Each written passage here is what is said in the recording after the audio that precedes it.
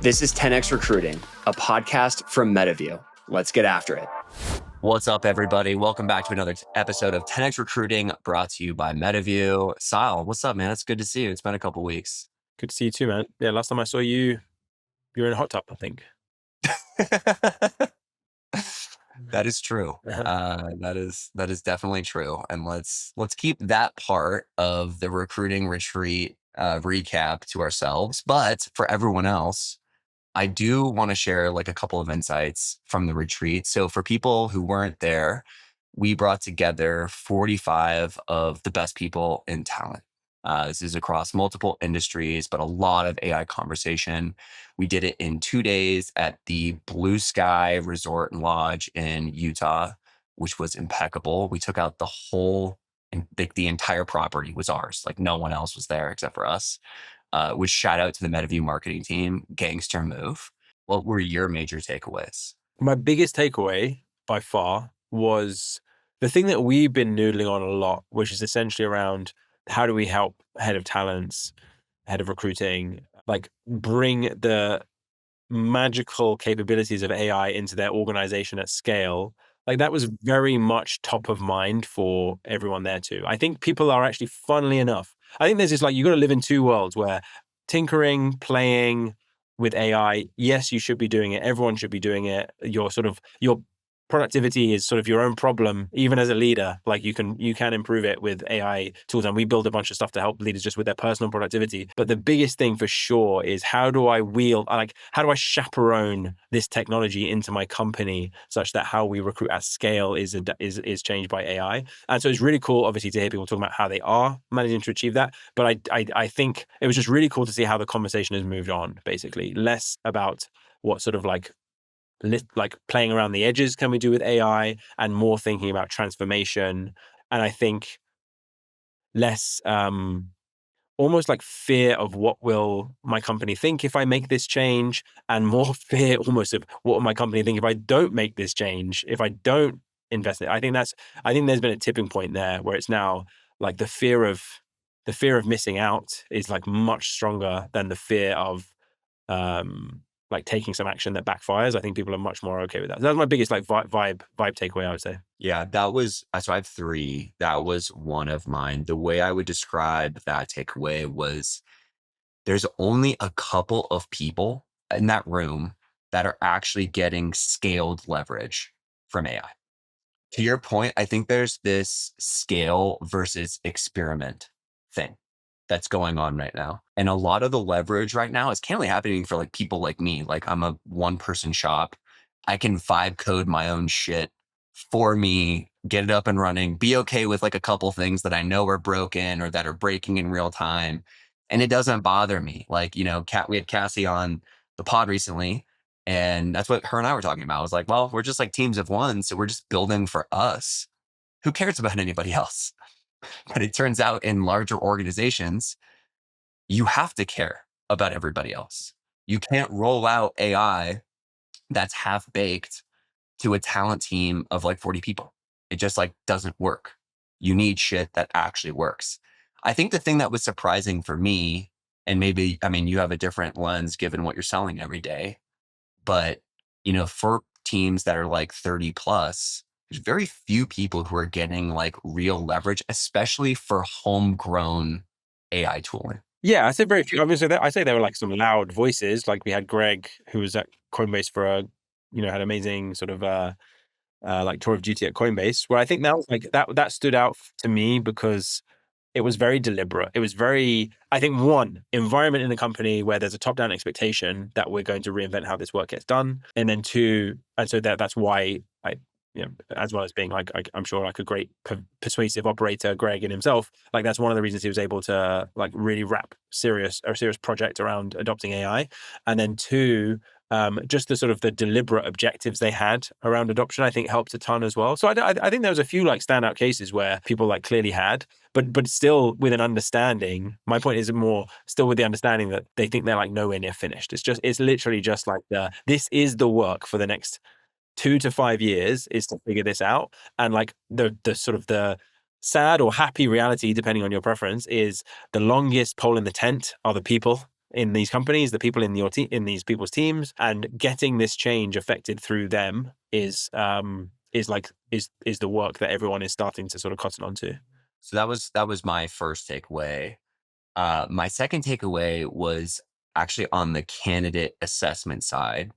Everyone's still trying to figure out how to test for AI fluency. Like, there's not like oh yeah, we have this figured out. Like, of the 45 people there, I don't think anyone feels like, yes, this is done. We feel really great about this. That was actually like one of the bigger discussion points that I didn't anticipate was, okay, great. We now agree company wide, we need to have AI fluency be something that we assess for in the interview process. How do we do that?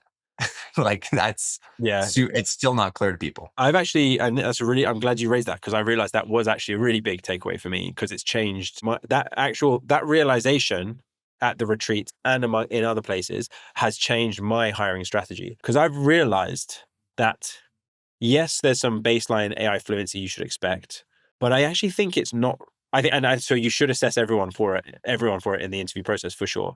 But I think it does make sense to have some people who you hire specifically to turn your company AI native, even if you're an AI company yourself. I don't think like AI system design is going to be at the top. I'm not saying you can't be like good enough to do damage, but it's not going to be at the top. And so do I want to run a company that only has people? And like, I don't care if you're amazing at relating to people. I don't care if you're amazing at sort of like getting a sense for what the buyer's sort of like, unspoken hesitation is, or I don't care if you've got amazing taste with the design. No, I want to hire those people and I want to wrap them in a system that maximizes their leverage. And I think in a world of abundance that we're in, frankly, it's not scarce. It's not like I can only hire one person, therefore they need to be able to do everything. I can hire multiple people.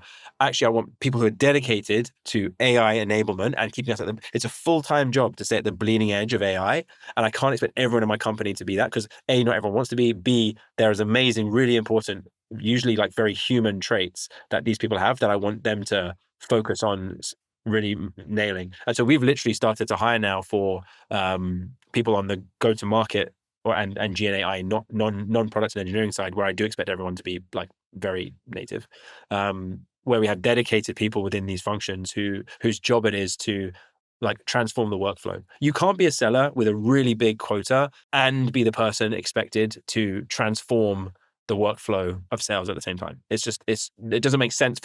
Maybe you can. It just doesn't make sense for me to make that bet. I'd rather just separate it into two separate heads. I think that sound that I just heard was like a collective sigh of relief from people like me who like, yeah, dude, I know enough to be dangerous, like I'm okay with it. I can spin up like initial concepts, but getting something like production ready is very different than toying around with initial concepts. And that's actually where I feel like I am. And I feel like where a lot of people are today. It's like, cool, you guys told me to go use Cloud Code. Did it. Like, check the box. I got in there. I created a shitty app with a good idea and a shitty production app that I never want to go back to again because it's going to take me so long to do.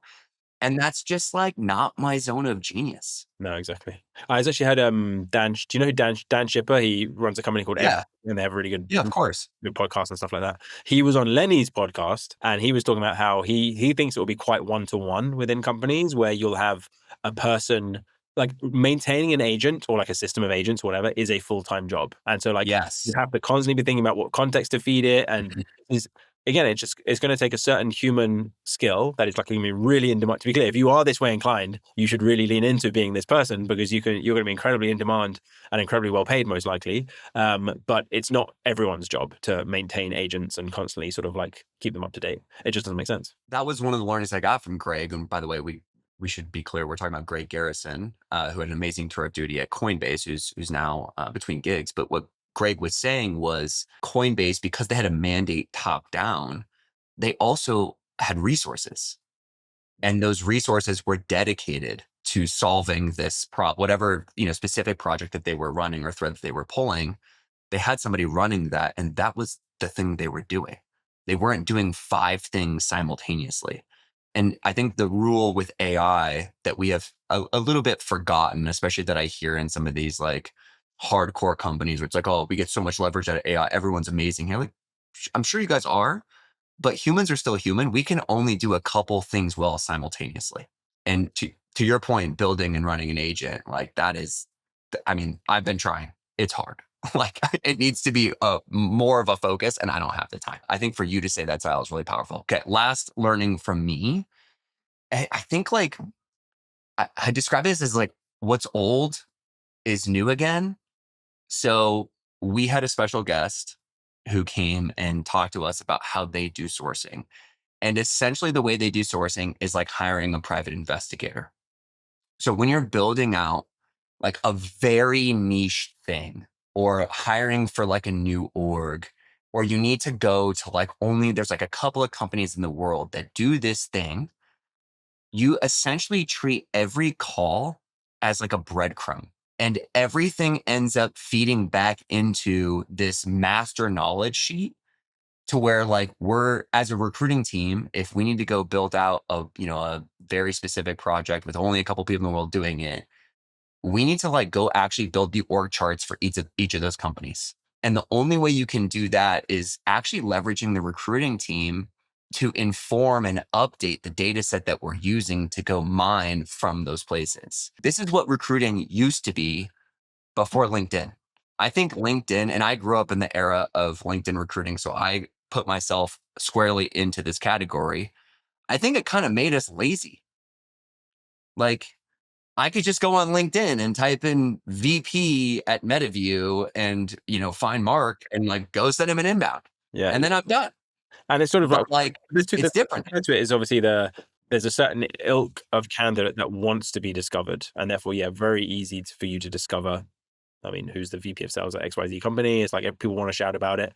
And then there's this obviously the sort of there's other types of recruiting where actually it's much more inscrutable, much more opaque. Obviously now Anthropic, for example, they have some like very high, well-known people who are on the members of technical staff. But the reality is they have like 1,000 people or more, whatever, that are just member of technical staff. You got no idea. And that's, I don't know how deliberate it is by them or by the candidate or whatever, but it makes it much, that's now like you need to sleuth for the information of who's the actual impactful people here. It's not transparent based on the titles. And that's it. It's so interesting because with all this talk about AI killing recruiting, which I think is so fucking untrue, this is actually exhibit A for how recruiting will be more valuable in the future. Like the only way you can get that information is you're talking to somebody and you've built such a relationship with that person that they've trusted you and decided to spill a little bit more of the beans maybe than they should have. And then that informs the next conversation, and you're using that data to get more out of the next person, and so on and so forth. And I thought it was just like a reminder for me of like, oh, yeah, like our jobs can't, like when people say strategic recruiting, this is now what I think about. Related, and it's not an anti point to what you just made.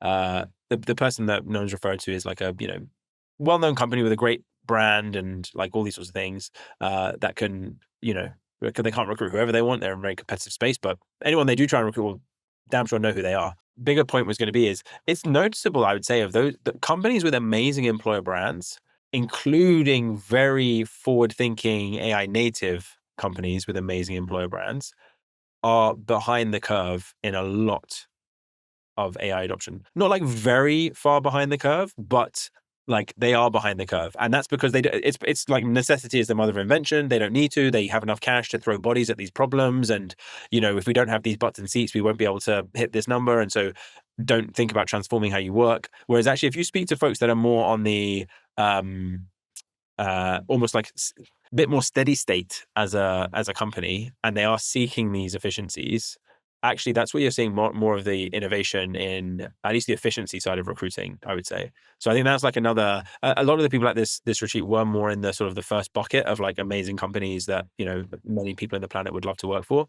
But you had others that were like at a higher level of maturity, maybe like still amazing compelling companies, but maybe just less sexy, not the ones who are like and this sort of thing. And they tend to be from not necessarily from in thinking further ahead, but just practically on the ground, what is actually happening? What are the expectations placed on the team in terms of how many recs per recruiter are they expecting to bill? How tightly do they manage time to fill and therefore do work to improve it? And AI is a really good solution to that. Just the necessity creates the the creativity. And so I think that's really interesting as well, to sort of have a world where, funnily enough, the most innovative companies are not in many ways the most innovative. They have the most innovative product, and that almost means they don't have to have the most innovative processes. Maybe the foundation of like how I felt walking out was, oh my gosh, okay, great. I'm not the only one who is feeling behind. I actually think like everybody feels behind. Like we know we can be getting more out of it, but we're not. And to your point on the largest companies specifically, Sal, you're exactly right. Like they actually are not as like on the cutting edge as some of the call it small to growth size companies. Feeling that you're behind, I think that, like, I think it's good to have a healthy dose of that anxiety or paranoia just in life, really, as long as it doesn't over sort of like overcome you. Um, I think that there's not some secret. Do you know what I mean? There's not some secret population of people who have cracked this and are doing their work in a totally different way. Like when I look at our engineering team, yes, they are incredibly AI forward. They are, I would put them up against any team on the planet in terms of how much leverage they have from AI. But it's really well documented. There are dozens, maybe even hundreds of teams across the planet who have stopped writing code. They get agents to do that for them. Their work has transformed. There are not dozens or hundreds of recruiting teams who have essentially stopped doing the work of recruiting, and AI is now doing it, and they just haven't told anyone yet. Like, there's, we are the ones designing it, and also it's not going to look exactly the same, right? Because if you ever do feel that sort of sense of why is like engineering so far ahead, which is something I wrestle with sometimes, the reality is that I can ask an agent to build me a product, and I can ask it to build 20 versions overnight. I can look at them and say they're all rubbish, throw them away, and literally no harm done other than a little bit of wasted cash on tokens. Whereas if I say to an agent, ping me 200 candidates and ping each of them 20 times with it, I literally can't do that. There is a limiting factor, which is I can only get the attention of this human, which is the target of my work, like one time, maybe in the next month. And so I have to get it right. The trust just is so much higher that you have to have in really using AI within recruiting, because again, you cannot just ask it to do it again because that candidate is now burnt. I know it sounds very simple, but that is the practical limitation. I would not be willing to have an AI agent again just like randomly spam or like randomly create messages and then I check after if it's any good. So I have to stay the bottleneck in the case of recruiting. And our job is really to figure out, where do we start to release the bottleneck a little bit? Where do we hold firm? How do we get to the point where you can trust the AI, which is why we obsess so much about context, because the only way I'm ever going to get to the point where I will trust an AI to, you know, frankly, maybe speak on my behalf or something like this, is if I have really great confidence that it understands all the things I understand, talks the way I talk, so it heard me talk hundreds of times, whatever it might be. And so that's why we obsess with this context. It's sort of like really coming home to roost, I think. Ladies and gentlemen, that's the CEO of MetaView who's saying that. So I think it's important for people to understand, because they're like I've gotten pressure from founders who are like, why aren't we using more AI? And that's the reason why, is because you have to be precise, and trust is built over years and ruined with one message. So that's well said, Sile. All right. Well, those are our recaps. I hope you guys enjoyed it. Sile and I will see you guys in a couple weeks. Peace. See you.